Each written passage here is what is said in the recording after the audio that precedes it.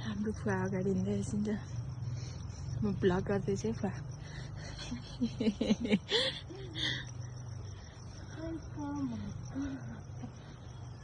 morning यता बिर्सिँदै गएको बस्दैन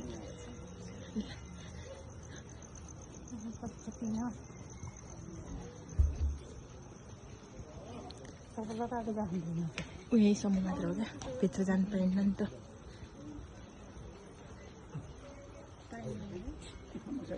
त्यो मेन गेटदेखि भित्र जानु पाइन्न नि त यहाँसम्म त लाउँछ चप्पल यहाँसम्म आउँदैन